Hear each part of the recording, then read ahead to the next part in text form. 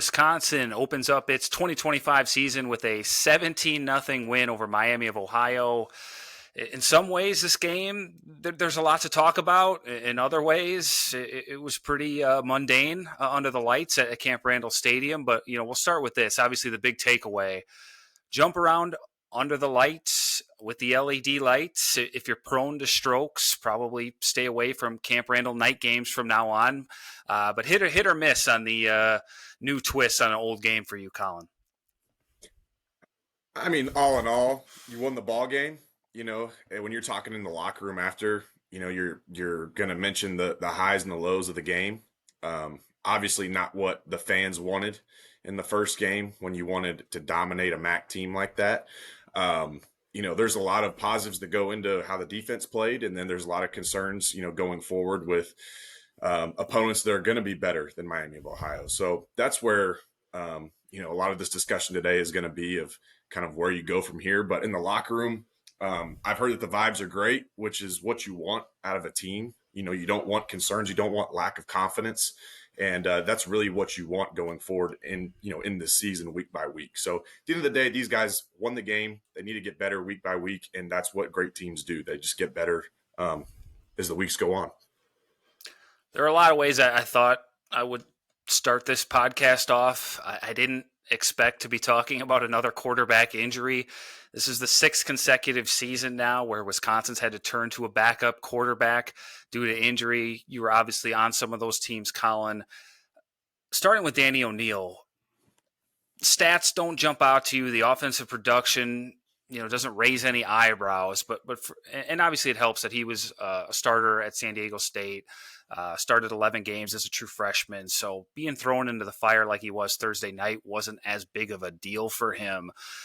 But I thought the kid showed some moxie. I thought he showed some confidence. I thought the guys responded when he was in there. Obviously, you were on the other side of the ball, but you've been on teams where you've had to play a backup, and sometimes it's worked right away. And in terms of Graham Mertz, obviously a different scenario where he had fall camp to kind of get ready for it, and you knew it was coming. And other times where Chase Wolf, was thrown in there and against Michigan, a top 25 team at home when you guys are reeling. When you look into the eyes of a backup quarterback, though, do guys kind of have a feel or a sense of, who's got it and who doesn't, just kind of based on their demeanor? Because at least from that standpoint, I thought O'Neill looked like he felt like he belonged out there. No doubt. O'Neill shows some juice at times. I think as a player, you want, and as a teammate, you want, pardon my language, but it's either an oh shit moment or an oh hell yeah moment. Like, this guy's going in the game. That's how it goes. And I would say that this team was probably like, hell yeah, O'Neill's getting his shot. He's probably flashed and he's shown some great things in camp. Clearly earned that number 2 role.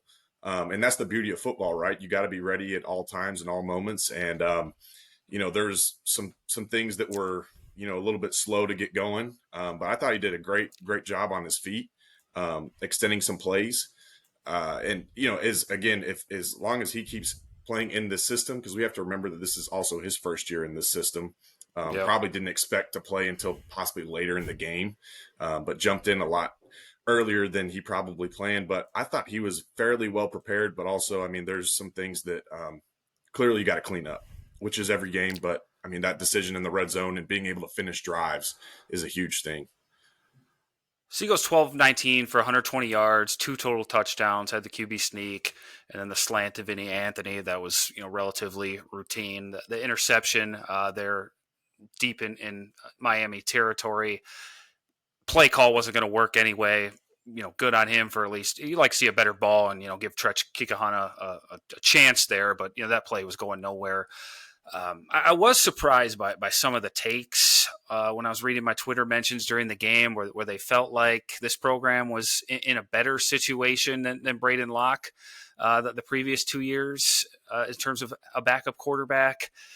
I don't know if we have enough evidence to say one way or the other just yet, but podcasts and this kind of stuff are perfect for overreactions and trying to make stuff out of a lack of evidence. So let's just go down that road.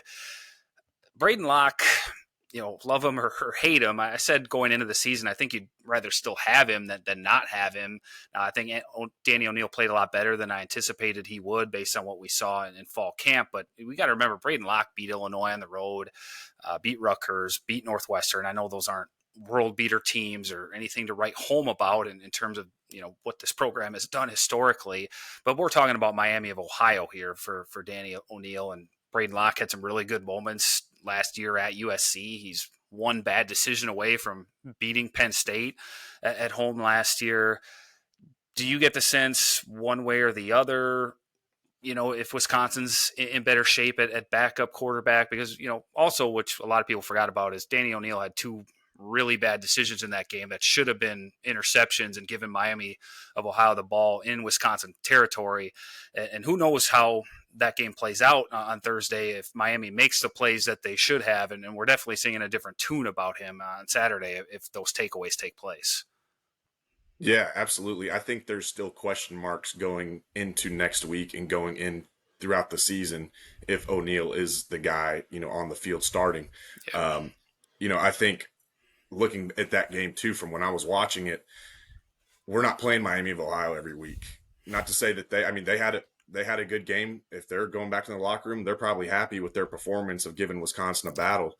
But Right. when you're playing Alabama, you're playing the Oregons, you're playing the Ohio States, some of those decisions are turnovers. And, that's where things got to get cleaned up. That's where I think there are concerns from just what I saw is a lot of that time you're not going to get let off the hook in some of those decisions. You're going to have a lot better players out there that are going to go in and attack the ball and create turnovers. So, and that's especially in big games like that, turnovers and special teams is key, and you can't afford those later on. So again, it's about getting better each week. And I think there's still a question mark for O'Neal, but if he's going to go out there and play next week, I mean, seeing that improvement is going to be huge, especially against Middle Tennessee. I mean, that's going to be, a great opportunity, I think, for him to where you're still trying to ease into the system a little bit, kind of feel out what you're doing well, what you need to work on. So again, there's no need to panic yet, I think, for Badger fans, but still question marks. And as we know, Billy Edwards got a clean MRI back. It was known relatively late, or I should say early Friday morning as I was coming home, that Wisconsin kind of dodged a bullet there, and they weren't expecting to lose him long term. Now, there's a chance he does miss the Alabama game. I would guess Wisconsin sits him against Middle Tennessee, just try and win that game by any means possible, and give him a give Edwards a chance to be able to go down to Tuscaloosa and play, because that thing could get ugly without your starting quarterback there. But I know it's maybe tough to take away too much from a week one game. A lot of times you're just trying to win these games by being vanilla.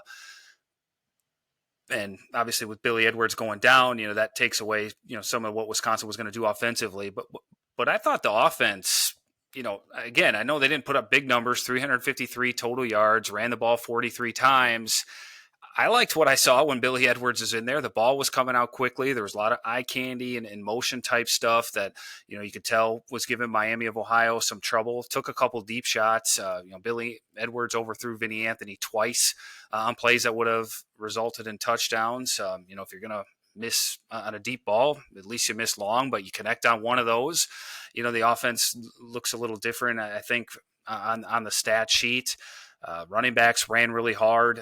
Dylan Jones, I believe, had 40-some yards after contact of his 73 yards. And, part of that, offensive line needs to be a little better in the run game and protecting the quarterbacks, which we'll touch on later. But the pace could have been a little better for my taste offensively, but they did throw some tempo there in the second half. But I thought it was pretty functional. I thought it was efficient. And, I always die on this hill when you don't have above average quarterback play. You do everything you can to help that position out, which is the most important position in sports. And that's something I've been critical of this program of the last couple of years, where I just didn't think they did enough to take the weight off their shoulders. I think this offense does that. What were your just overall impressions of maybe that first quarter and a half, seeing Billy Edwards work under center and some of the things they did? Because it looked like it was pretty easy, especially in the passing game, some of the completions they were able to get. No doubt. I think Billy you clearly see why he's the guy. Um, I've heard from a lot of guys that he's for the boys, so he's a great leader in the locker room. Just creates that that positive vibe in the locker room and with the guys, and I think he instills a lot of confidence in that offense naturally, just with his personality and experience. And you can see that. We saw flashes of it when he was out there, and I think it showed a lot of maturity for him. Unless he knew that he was good right away. I mean, still could be some question marks from his injury, and he was out there not feeling sorry for himself and to Yeah. himself on the sidelines. He was involved, and clearly you can feel his presence even when he's not in the game, in my opinion. And so I think that's a huge positive for hopefully he gets healthy and he's good to go to lead the boys for the rest of the season, once he gets back out there. But I think we saw, with him in the game, a great balance of the pass and the run. I thought the running backs looked great. I thought it was really interesting just the way that they function with the offense, because normally against a MAC team, I can see the talent that Wisconsin has at running back now. Yeah. You're rushing for 300 yards and you're controlling the line of scrimmage all game, kind of just wearing them down. And you know, for us, when I was there, I think we beat Eastern Michigan 35-7. I mean, it wasn't a huge blowout, but I'm sure our time of possession was super high, and I know that we had 300 plus rushing yards, and that's kind of how these games go. But we didn't really give the running backs as much of an opportunity to do that throughout this game. We threw the ball a little bit more than I expected, which there could have been some checks. There could have been some things that they saw up front that they, wanted to check to throw the ball more. But I think that there's a lot of positives to go into what these running backs can do throughout the season. And it takes pressure off of Billy or whoever else is at quarterback in those instances. And so I hope they utilize those guys a little bit more and we can control the line of scrimmage like Wisconsin used to do. And if you can't control the line of scrimmage, there are obviously other ways you can supplement the run game or just give the defense different looks. What did you think about maybe just some of the formations and ideas that were tossed out? And again, I've seen fall camp 15 practices. I wouldn't call this, overly a creative game plan from what Jeff Grimes showed us, but you had formations where there were two tailbacks lined up together. You obviously threw in a fullback dive, which I'm sure just made a lot of people go crazy on 3rd and 1 to see Jackson Aker pick that up. But I believe it was 8 different receivers touched the football. You had a lot of the wide receivers involved in the run game, getting touches as well. Looking at it from your perspective and, imagine yourself on the field trying to defend the defense, do you feel like all these looks, and like I said earlier, all the eye candy, how does that maybe just stress a defense and like we talked about last week, maybe close the talent gap against some of these other teams Wisconsin's going to be playing where, maybe they're up against it on paper, but there are obviously other ways this offense can stress a defense and at the very least just make them think for an extra tenth, half a second, whatever it is that maybe gives them some type of advantage out there. Yeah, I think motioning is huge for getting defensive players' eyes in the wrong direction. That's a huge thing, and being able to tell if it's man or zone a lot of the time gives a quarterback, especially somebody maybe with more or less experience, easy to see if it's man or zone. I mean, those are great opportunities to be able to give you a little bit of an extra step before the ball snaps. But I really loved the flashes that Chris Brooks showed. I think he's going to be a great player for us, if we can give him the ball more. I saw, honestly, a lot of similarities to when, Paul Chryst was there with that type of offense, obviously with the fullback dive, bringing the fullback in the game. But also with some of those things, too. I saw some similarities from 2021 where the defense needed a big play to kind of put this game away, and the defense did. And, it took us 3 downs to get in the end zone on the 2-yard line, but they were able to punch it in with a QB sneak, and it just reminded me of almost like the 2020 Mayo Bowl all over again for that. And Okay, yeah. so there were some flashes where I think positives when you look at that, but then you have some negatives too, or some concerns of when you're playing against the bigger teams in the Big Ten, when you're playing Alabama, being able to finish those drives and being able for the offense to handle their drives on their own and go, punch it in and go have a 70-yard drive. I think that's something that we need to see more of, and we need to see more control in the offense. Speaking of some of those negatives, and this is perfect segue about not being able to punch the ball in. Luke Fickell, I think it's fair to say, in his tenure has had some trouble with kind of the big game decision makings, when to go for it on fourth down, when to kick the field goal, timeout usage, late game management, that kind of stuff. I don't know if this is one of the more critical ones, but I'm just curious, your thoughts on that fourth down call to go for it deep in Miami of Ohio territory with a 3-0 lead. In the moment, I'm thinking, okay, points are at a premium, and I'm probably more conservative than the average person. I like points. I don't like leaving points on the board.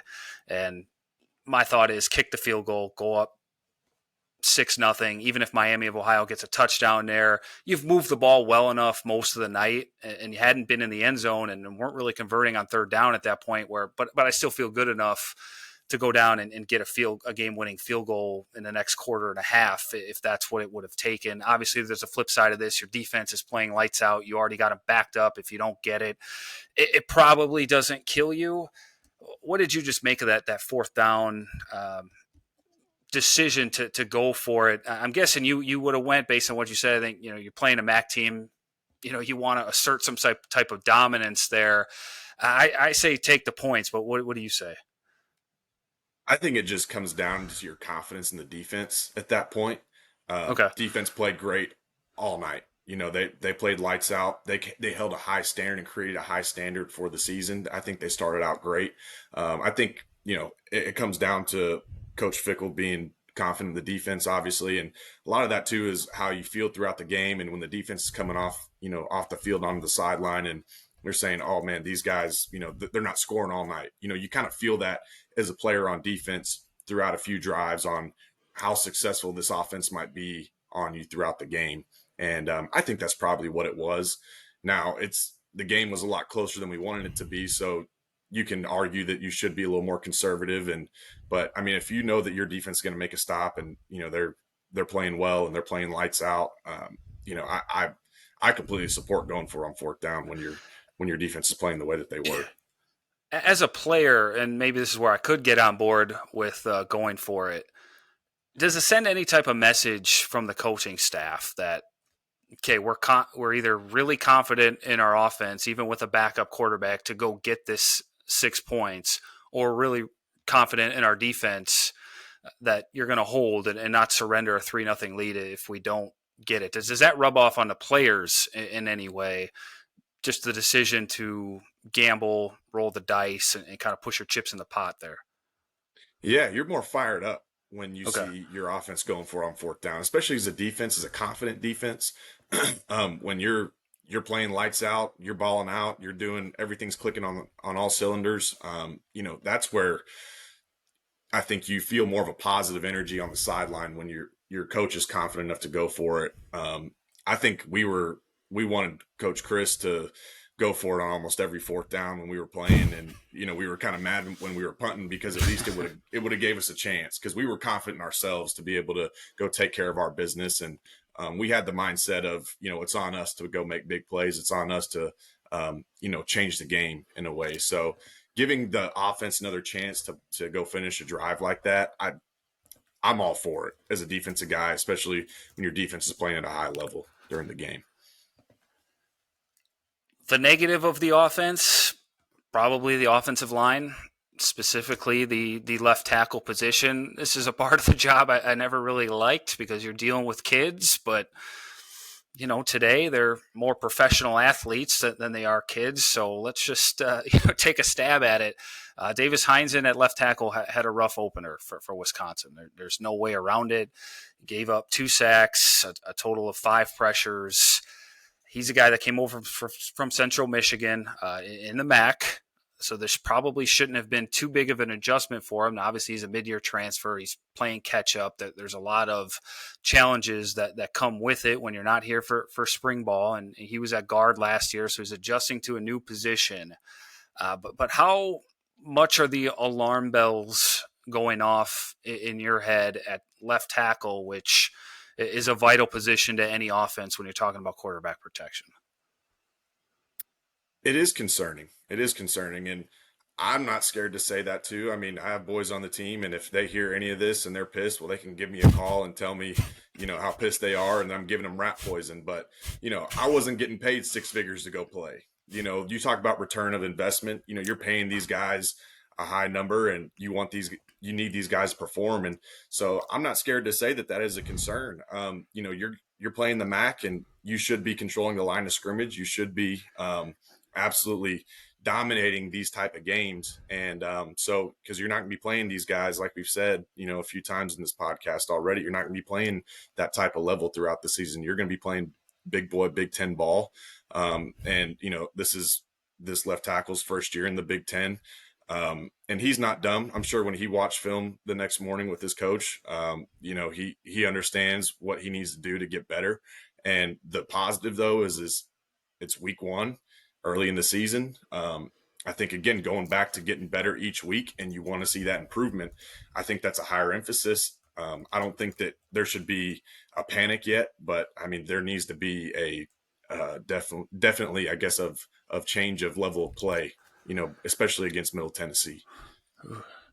Bring in the juice. You still got some fire. I love it. That's why you're here. Tell it like it is. But this also wasn't just one game. I mean, this was something that came up in fall camp often daily, and it was one of our biggest question marks going into this season was this spot. Obviously, Wisconsin was dealt a really tough blow in spring, losing Kevin Haywood, who was going to start at left tackle and is maybe the best NFL draft prospect on the team. Now, he's still young. He was going to be a guy that was thrown into the fire, but he got a lot of experience as a true freshman last year. He had been through it a little bit. Even if you're not playing meaningful snaps, just getting on the field and seeing what those type of athletes are like across from you and playing in front of 80, 85,000. There's experience to take away from that just to get a feel for what it's like out there. But he was probably going to be a roller coaster guy this season.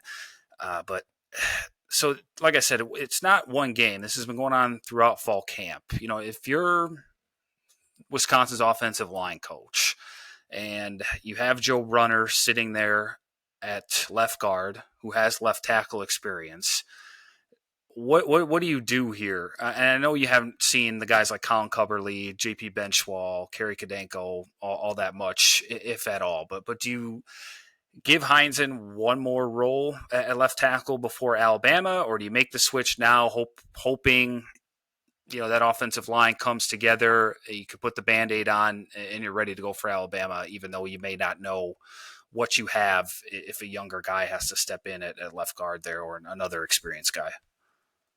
Yeah, I don't think you can go wrong either way. I personally, I would like to see as a coach improvement from one week to the other for a player, Okay. especially against Middle Tennessee. Not to play these guys down at all, but this gives them another chance to really feel it out and go, see what the improvement really is before you go play, NFL draft prospect guaranteed at Alabama, right? So, Right. I think creating consistency too on that offensive line is healthy. So as a coach, you want your players to get better. You want your players to improve. So that's what I would be looking for. I'd be coaching them hard. I would be, obviously making sure that this game plan is dialed in, and you want to see the kid taking the next step. I know that that's what coaches would have wanted out of me, in a game that I struggled, and that's what I would want out of myself. You create a little bit more urgency, and see how he handles, mentally responding from a game like that to the next game. And it can prove a lot out of the kid and out of him as a player and a person with the improvement that he can make in the next week. So personally, I would keep him in, and wouldn't change anything. Keep things consistent, see the improvement, count on the improvement, because you're counting on that as a coach. Being the coach that you are, you want to be a good coach to be able to do that. So I think counting on that and being able to see that and the consistency would be healthier in my personal opinion. Yeah.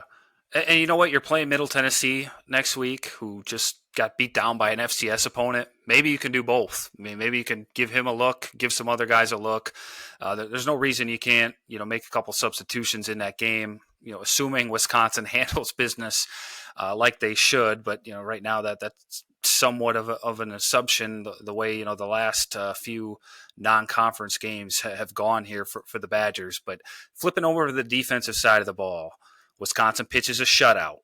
Obviously huge to see, for this program. You wanted to see a bigger, more physical front seven.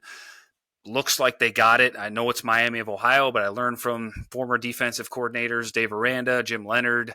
You never downplay a shutout against anybody and take those for granted. Miami, 10 drives, 4 of them were 3-and-outs. The average length of their drives was just 4 plays, 0 of 9 on third down. Average distance to go on third down was 8 yards.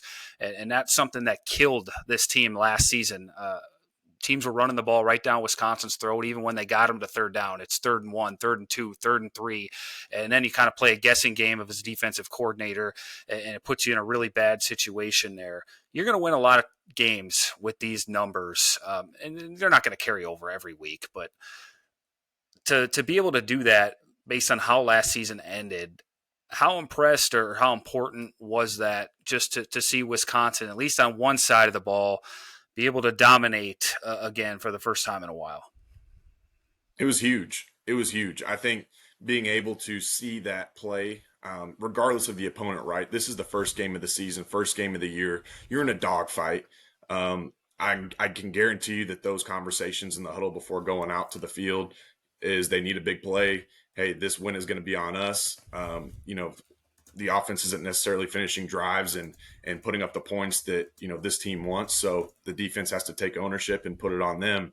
And I thought that was huge with confidence and the mentality throughout the year, being able to respond, being able to create big plays when the team needed it, getting after the quarterback, just pure dominance of how the expectation should be for Wisconsin against Miami of Ohio. I think that was huge.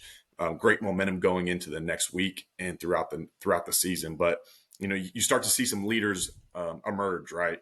Up front, I think they have some freaks up there. Mason Reiger is an Yeah. absolute unit. I think he's going to be a really good player for us. Preston Zachman obviously showing up huge. The mechanic doing what he does best, having great breaks on the ball and making plays and finding a way to really turn the game around or close the game, I would say. So I think the defense showed a lot of positives. I think the Wisconsin fans should be very excited for the ceiling that they have. And I think it's just the beginning. I mean, these guys, I think, can really create a different mentality on that defensive side of the ball from the last couple of years. One of the big questions about the defense, we knew they were bigger, we knew they were stronger up front, but could they still be athletic? Could they chase? Well, this was a great opportunity to show that against DeQuan Finn, Miami of Ohio, who has great escapability. That was maybe the most impressive part for me on the defensive side of the ball, was the ability to contain him. And even when the first guy missed, generally that's when you go gulp, because this guy's going to improvise and make something happen outside of the pocket. But the second guy, there were multiple hats to the ball, and the second or third guy generally finished him off. And in the secondary, even when Finn was able to extend plays, never really made any throws at the second level. The coverage seemed to hold up when they had to defend longer. What did you just think about maybe the athleticism of that front seven to be able to contain a guy like him? Because those type of quarterbacks have given this program real fits over the years. And like I said, when that first guy misses, generally it's all sorts of trouble. But he really never hurt Wisconsin that badly. Yeah, they swarmed. They definitely swarmed all over the quarterback throughout the night.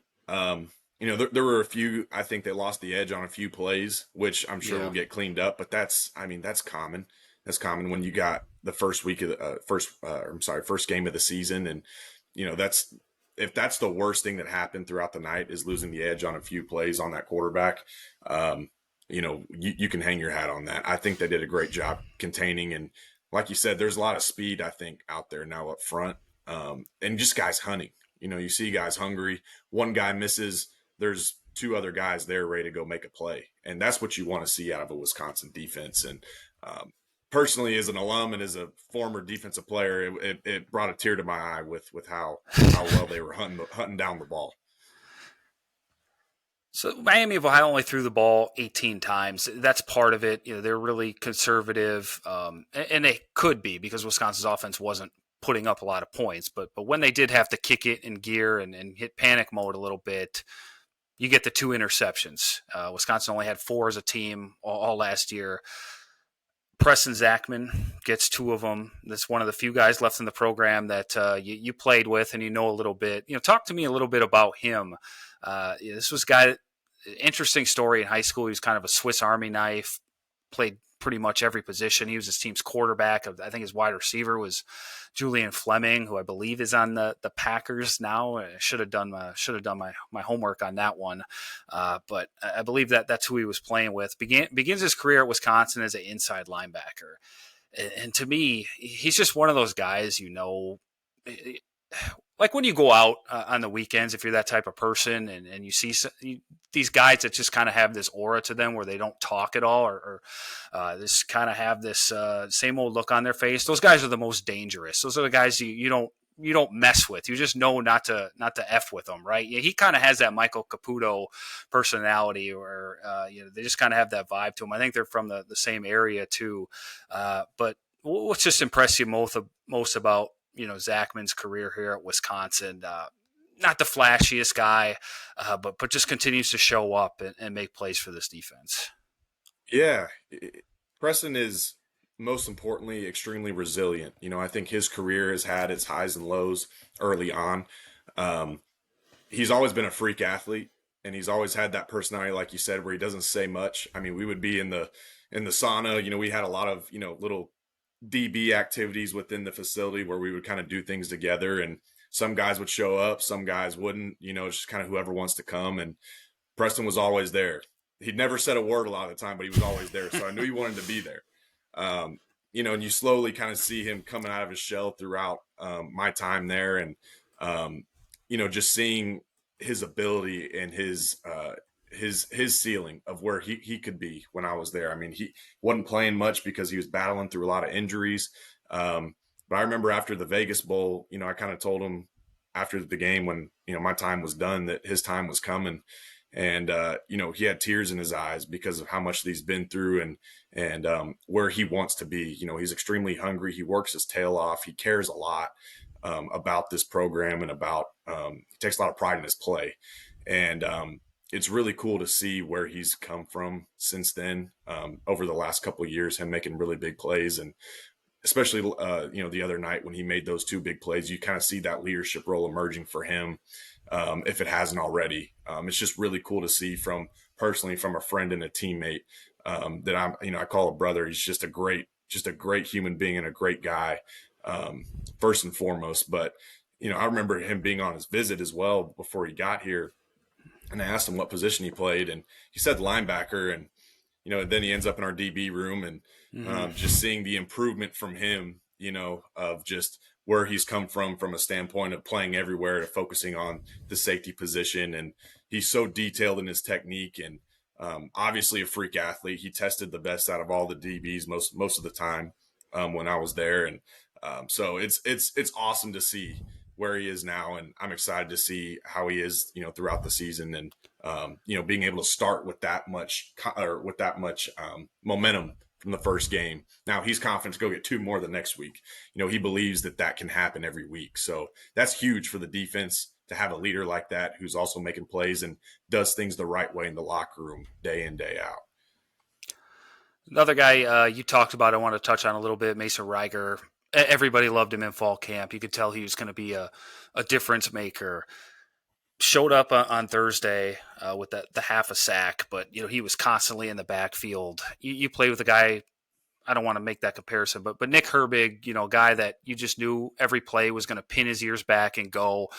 Every snap was balls to the wall. What does that do for a defense, or maybe on the opposite side? How does that hurt an offense when you have that guy lined up on the edge who you have to account for every single play and maybe even throw another body at him? How does that maybe just open everybody else up? Just like you said, it does every single play. He's a game wrecker from what I can tell from just the first game. I remember watching the game and I saw this ginormous, probably 5% body fat guy, walk out there on the edge. I'm like, who in the world is that? And to be able to have a guy of that, physical ability, but also I can tell, I don't know the guy, I haven't met him, but I can tell he's got a little bit of a screw loose, which is exactly what you want on a defense. And being able to have that combination, I mean, you can wreck every single play. You may not make the play, but you just open it up for other people to go make a TFL or to go get a sack, whatever it might be, rushing the quarterback to be able to throw the ball away on a key third down. Um, he is, I think, going to be very good for this defense and a major key now. I mean, I think every offense will be probably keying him to make sure that they can handle him on each play, run or pass. You mentioned having a screw loose. I wasn't going to talk about this, but it reminded me of something. I think you've told this story before, but what was Nick Herbig just like in the pregame? If you remember some of those, Oh I've heard yeah, some stories. I think it was you. yeah. Well, my locker was directly across his. So before the game, every single game, I mean, he would make himself cry. I don't know if he still does it. He probably does. He's over there just in his own mind, and he's highly emotional guy, which is exactly what you want. With a mix of guys who kind of stay even kill, but you got guys to kind of bring them up, bring them down. You want those type of guys on your defense, but he would make himself cry, and then he'd still be crying when we're walking out, into the tunnel. And I'm just, at this point, I've kind of figured out my own personality for pregame, and I talk to guys and teammates how we're talking right now. I mean, I try to stay exactly who I am because I don't want to get outside of that box. That's just me. But some guys got to put themselves in a different mode, and I would just be laughing every time we'd come out into the tunnel because he's just saying some foul words to get himself into that mindset. And so it was really cool and special to be around a guy like that, because you kind of knew how to get guys like that going before the game, and you knew kind of how to get them in that mode from your perspective. But to have a guy, if you can have any guy like Nick Herbig on your team, you got a chance to win, no doubt. Lastly, before we turn the page here, assuming Wisconsin's out or without Billy Edwards for a little bit, and maybe this offense takes some time to get going under Jeff Grimes, and maybe isn't the most explosive thing in the world. You look ahead to the schedule and you wonder how long can Wisconsin lean on this defense? I remember that 21 season really well. It only took a couple of games, before I think the amount of time you guys were on the field really started to weigh on you, and just the constant field position battle. I know that wasn't necessarily the case Thursday night, but just looking ahead, you were on a defense that had to go through it with an offense that wasn't necessarily always helping you out, especially early in the season, and it seemed to put a lot of stress on you guys. Is it feasible long term to maybe not expect Wisconsin to do what they did on Thursday every night or anything close to it, but that they can carry a program throughout an entire season against the schedule, or does the offense at some point, have to be able to score 24, 28 points consistently? You need the offense. You need the offense. I mean, we had the number one defense in 2021, and we went 9-4. We couldn't win the big games, in all honesty. So I don't believe that it's feasible. You can't have the defense scoring every single point to win games. You can't have the defense always putting, the offense in great positions to score. You want that. And if you can do it every game, I mean, that's different. But you don't see that against the Oregons, the Ohio States, for us, the Penn State, Michigan. We weren't able to do that. And not to say that this team can't, but I think you really need to count on your offense, especially in this day and age of college football. Your offense has to score points to win games, and that's where watching this game is. I saw a lot of similarities to the 2021 team in that aspect of the Okay. defense kind of putting the offense in position to go finish a drive, and you need your offense to finish drives on their own and to be able to have it in their hands to make big plays at times. I mean, when we played Nebraska in 2021, Braylon Allen put the offense on his back in that bout. For those that remember, and Yeah. we needed the offense to come in and make big plays because as good as we were, Nebraska had us against the ropes on defense for a lot of that game, and thankfully the offense sold us out in a lot of times. So you need to have that complementary football. And the big thing too is depending on how the season goes, and I know that we talked about this too during 2021, is you don't want that locker room to get divided because if the defense is going to continue to play well and the offense is going to continue to struggle to finish drives or put points on the board, that locker room gets frustrated pretty quickly naturally, right? And that's when leaders got to come in. Huge leadership needs to step up and keep the team as one. So hopefully that doesn't come up. Obviously, you want the offense to get hot and start really putting up points on their own, putting together drives. But that's the concerns that I see. Because it reminded me very similarly to what our team was like, and you don't want that. I don't want that for Wisconsin. Nobody Yeah. does. You want the offense to be doing their own thing and everybody to be playing complementary football. Big picture, I said coming into this week, I thought it was really important for the program to get off to a fast start in week one, or at least through the first 2 weeks. Billy Edwards goes down, obviously plays a role in that. Maybe you win 24, 28, 31, nothing. I don't know. But looking at this one collectively, knowing we're in year 3 of the Luke Fickell era, and this is generally they point to year 3 as where things start to turn for new coaching hires, obviously with the transfer portal and all that. I think you kind of throw that out the window. But now he's got a team that's largely his guys, if not exclusively his guys. Even the ones who weren't have stuck around for 3 years now. So they're obviously bought in. Top to bottom, did you see enough Thursday night to think, okay, this thing's back up on the upswing? And I know, we could be singing a different tune, if Wisconsin goes out and beats Middle Tennessee State 72-0 on Saturday. But for just one game, it just felt like a lot's being left on the table here. And top to bottom, this roster should have dominated a MAC team more than they did. Yeah, I don't think you say that Fickell is back. He's in his wheelhouse now and in his rhythm. I don't think this game says that. I think for Wisconsin fans, they're still frustrated. There's still a lot that they want to see out of Luke Fickell and out of his program. There is not much leeway now based on how the last 2 seasons have gone for him to be able to afford to have those dog fights with the MAC, right? You can't expect the fans to be happy with how that game resulted with the Fickell era just yet, right? Like you need to see a lot, and the good thing is there's a lot more to prove this season. Hopefully, it is a 72-0 win next week. And we shouldn't say that this team is back or this program is back even from a big win against Middle Tennessee.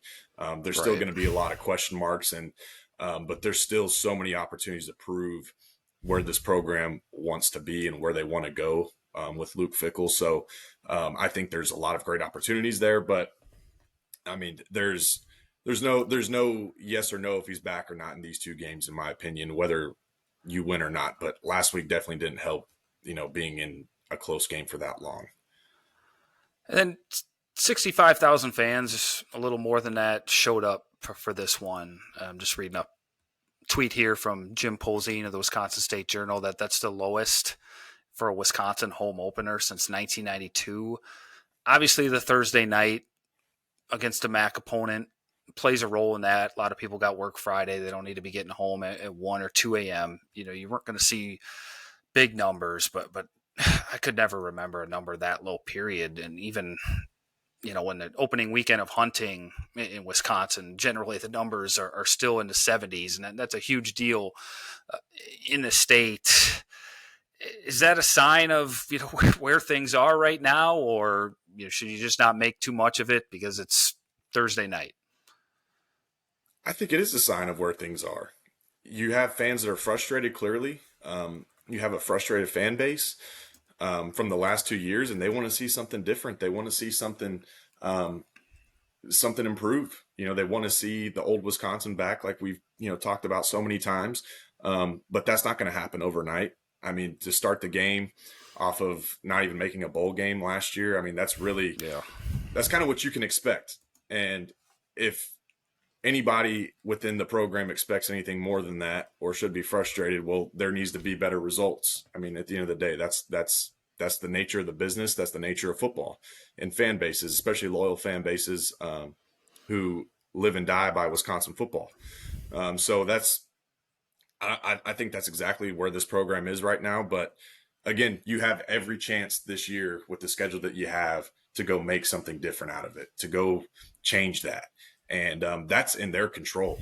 They have the keys to go do that, and so I'm hoping that that's something that they can do. But that's just where the fan base is at. I mean, I think everybody's frustrated right now with where the program is, and they want to see the improvement. So that's the beauty of the season. A lot of ball to play. Yep. Let's end on a high note because at the end of the day, it was a win, and that's all that matters. Doesn't matter how you get them. At the end of the day, if you're 12-0 at the end of the season, no one's going to care if you beat Middle Tennessee State 2-0. Uh, and on the flip side, I think he's also one big win away from probably everyone starting to wrap their arms around Luke Fickell again, and he'll obviously have a lot of opportunities to get that one signature win here this season. But one thing I've talked about a lot over the past 6 months or longer is I think this program's got really good youth. Now it's kind of a double-edged sword because I think a lot of it's not quite ready yet, but you saw some of it show up Thursday. Dylan Jones, 14 carries, 73 yards. I know he didn't necessarily have the explosive plays, but to average over 5 yards a carry when you only have one chunk play on the ground is pretty good. He ran extremely hard. I think I talked about the 45 yards after contact. Darian Dupree, 8 carries, 41 yards. He's barely in his second season. Eugene Hilton Jr. got in the action as a true freshman wide receiver. There's a lot of guys on defense in that two deep, some of which got on the field yet. I know you're not necessarily familiar with, Mason Posa, Cooper Catalano, Nick Clayton, those guys, Kairos Gaines. But we'll see them throughout the season at some point. If you're Wisconsin, and let's just say I'm right, and the best thing you have going for you right now is that youth. What do you do with this schedule, knowing they're probably not going to hold up against Alabama, Oregon, Michigan, Ohio State? If you're Luke Fickell and maybe you're on the hot seat, maybe you're not, I don't know. Do you roll it out and showcase this and just kind of let it ride? Or at what point do you do that, in your opinion, if it means saving your job, saving your season, to showcase, okay, look at what I have coming for the future? And for you, is that even enough to give you optimism if, the best part about this program are all first and second year guys? There's a high ceiling for a lot of these young guys, right? And there's a lot of great youth, like you said, that's has the chance to be a really good player here at Wisconsin. I don't know what McIntosh and Fickle have, discussed before the season. I'm sure that they've discussed, I would hope so at least, of kind of what the challenges are of this schedule and kind of where they're at. But let's just say that Luke Fickle's job is on the line this year. You're doing everything you can to win the game, whether it's playing young guys or not. You hate to burn guys red shirts, but if they're your best chance to win the game, you're going to play them. I mean, at the end of the day, I mean, you got a family to feed. These kids, I mean, I know they're not going to hate playing ball, as a true Yeah, freshman or playing early. At the end of the day, too, with the way the portal is now, I'm sure playing young guys early keeps them happy as well and wants them to come back into the program and play again. And you're that's a good getting guys point. with experience. So I don't think you're being conservative at all this season. You need to play the best players to win the game, especially if your job's on the line and you don't want to pack up your bags and move your family and affect, 14 other coaches on their lives as well. So you're going to play the best players. That's my opinion. Well, let me phrase it this way then. Let's say your best players aren't going to get it done, and I don't know. Maybe you don't think like that as a player, and I'm sure a coach doesn't think like that. But I guess in some way in the back of your mind, what you have, right, and maybe what you're capable of. And your best players maybe aren't a Eugene Hilton at wide receiver. Maybe he's your fourth or fifth, but he's the future, and schools are going to come after that kid at some point, and you need to keep them happy. Do you stand by playing your best players, or do you get the youth ready for 2026, or does that just send too much of a negative message, you think, when you don't play the best players? I mean, if you're not playing the best players, you know, it, season's probably in bad shape. You're Okay. starting to you want to play those younger guys, but I think it also, if you want to keep these guys happy, it depends on the player, obviously, right? Like, who's calling them, who's kind of poaching them, whatever it might be, throughout the season, because I know that happens. Um, Yeah. but I think that communication, being open with your players on who's going to play and who's not, and why they're playing and why they're not playing. You have to communicate with these guys more than ever on playing time these days, so that you want to keep the players that you brought in, right? So I think being open in why they're playing and why, maybe another guy is going to get more playing time is major key to make sure that these guys are on board with the process, the plan, the developmental plan for especially the young guys. You want to have a great developmental plan for your red shirts, because I understand guys want to be playing, and guys maybe were promised that they were going to play and they're not. And, you're going into the red shirt workouts, which are rigorous for most programs during the season because they're not playing. So their workouts are more difficult. And then you're going to go and play scout team that has nothing to do with you playing. A lot of guys can handle that a lot differently than others. Some can have better attitudes than others. But either way, you have to make sure that these guys want to stay in the program. So you got to be able to communicate with them and get them to believe in the plan. Trust Okay. the plan that I have for you for, not only for this year, but this is for the next 3-4 years of you being here. So, if they're not communicating that, then, you can count on some guys leaving. But if they are, then you would hope that those guys buy in. We kind of saw that last year in a sense where I know sometimes players in the media, what they say on the record maybe is different than what actually happened. But Cade Yakimelli, who averaged 8.3 yards per carry last year, in the spring, said, I was never given a reason why I never got back on the field offensively or why I never took another carry the last 5 games. And we saw Darian Dupree take over that number 2 role. I don't want you to betray anybody's trust in the locker room, but did things like that affect last season at all when you talk about a program whose a few of the players have openly admitted they kind of just gave up during the back end of the season? That's definitely a red flag for Okay. your leadership, right? For your coaches. Again, going back to communication. I mean, Cade Yakimelli is a culture guy. He's a program guy. I mean, he's a Right. guy that you want in the locker room, and he's a guy too willing. If you talk to him, in my opinion, if you talk to him, and you tell him, here's the deal, but here's how we see you, making an impact on this team.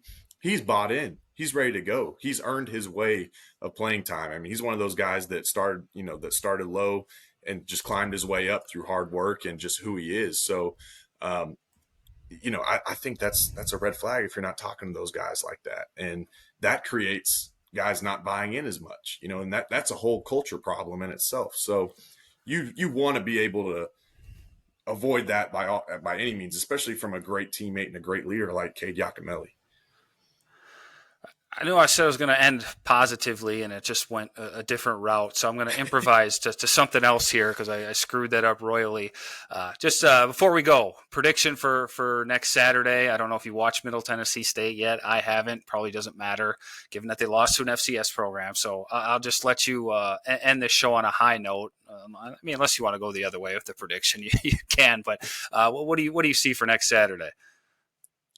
Well, I saw the tail end of the Middle Tennessee game, and Okay. just looked up a little bit of stats on just kind of what their quarterback did, who was getting, the rock a little bit more, kind of who to look out for possibly. And they averaged a little bit over 2 yards a pass. So I can count on the defense probably playing extremely well, playing at a high level that you would expect, similar to last week.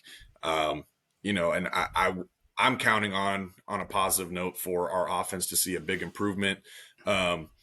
Seeing Danny O'Neal really comfortable now, knowing he's getting the start. He has a whole week of prep as the starter, which can affect, timing with your one receivers that maybe he wasn't thrown to throughout the week last week. So, I would love to see a 63-55-0 type of ball game. I'm counting on the defense to have another shutout, having great momentum going into Alabama with a lot of confidence, seeing that improvement on the offensive line as well. You heard it here first. Wisconsin's going to get back-to-back shutouts, courtesy of Colin Wilder, who's put his reputation on the line. Wisconsin, Middle Tennessee State, week 2, kickoffs at 3 p.m. from Camp Randall Stadium. We'll be back with another show following that matchup with the, is it the Red Raiders, Blue Raiders? I haven't done any homework yet. I don't know. Anyway, we'll be back with another show after Wisconsin's week 2 matchup.